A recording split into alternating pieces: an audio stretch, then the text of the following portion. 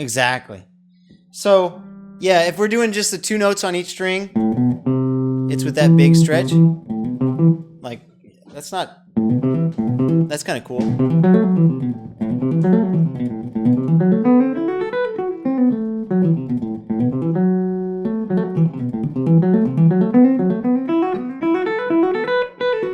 But if you don't want to do that big stretch, then you do it the way you just did, where you start on the A with your index, like that.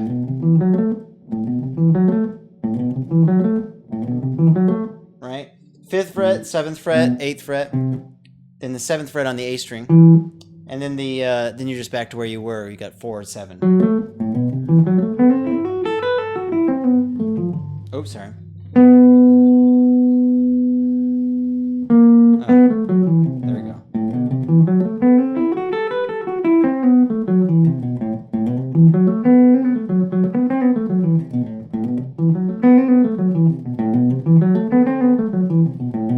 This is the kind of thing I did to help me. That's the kind of thing I did to help me memorize weird shapes. I just take a little piece of it.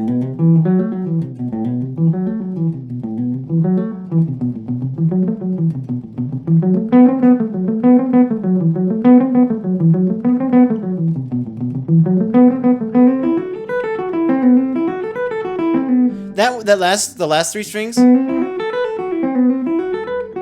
it's really easy to see under your D7 because that's the 7.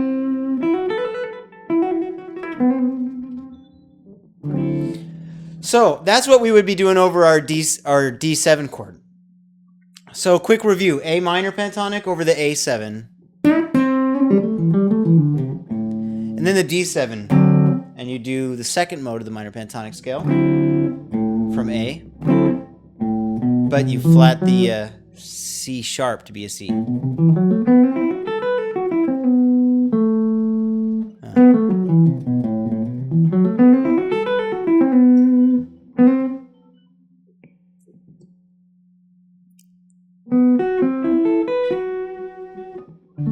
Yeah.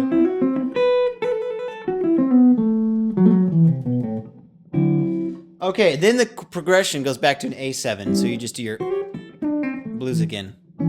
Then we have the E7. Okay, now, which mode are you going to use here to try to stay in the same position?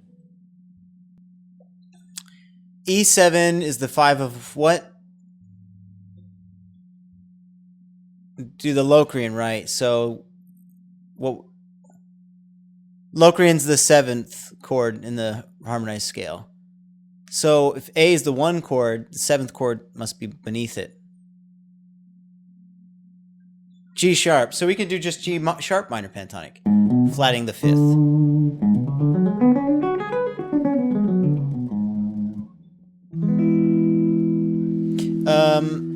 Well, it's not the 7th mode of the minor pentatonic scale because there's only 5 notes in it, so there can only be 5 modes. But it's the 7th mode of the diatonic scale. So it's like Locrian. So Locrian has a flat 5. And so we do our minor pentatonic scale, but we have to flat the 5. And that's the Paul Gilbert trick that he talked about.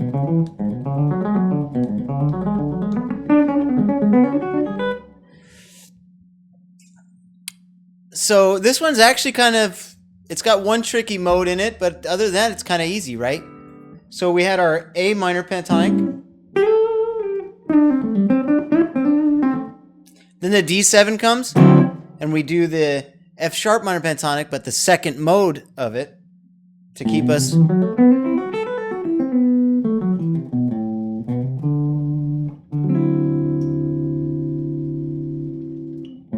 I added the root. Obviously, that's not actually in the pentatonic.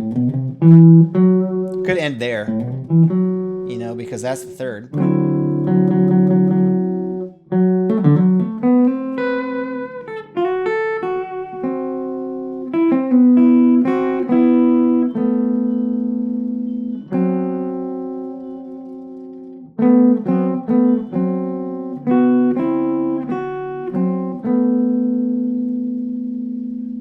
kind of fun to play together. Like over this D7, I'm playing some of the notes together.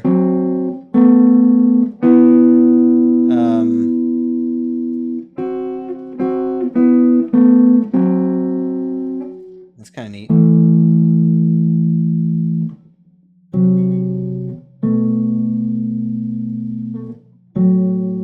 And that right there is all chord tones at the end. It's when you're doing this, the chord tones will, when you play a chord tone, it'll sound like a scale tone because you're still thinking of the minor pentatonic that you're referencing or that you're superimposing over it, you know. And then you, after that, you go back to the A7, so you just back at your normal pentatonic.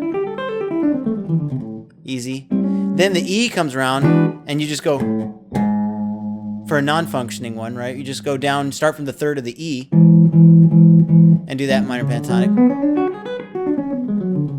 That's the first way we originally learned it, except we learned it that way for the D7. So what you're going to go is you're going to go E7, D7, A7. And that's going to be E7 to D7.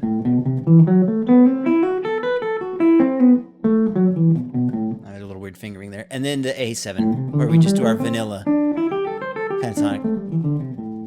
Cool. And then the E7 follows that, that's functioning. And so we won't worry about that this week. But because there's so much information here, all you're doing right now is you're doing pentatonic from the root, or like the Locrian version, which is where you start from the third and flat the fifth. But we have to kind of get away from that thinking if we're going to do it in all the modes. We have to think of it as a Locrian pentatonic. There's really, you know, which is basically just your pentatonic with your flatting the five, the minor pentatonic flatting five. It's better to think of it that way because then you can move up your modes. You know, in fact, I mean, really what you should do probably, I should do too, is tab out all of the modes of the pentatonic scale, but with that one note difference. So I think of it as like I get used to it as a different shape.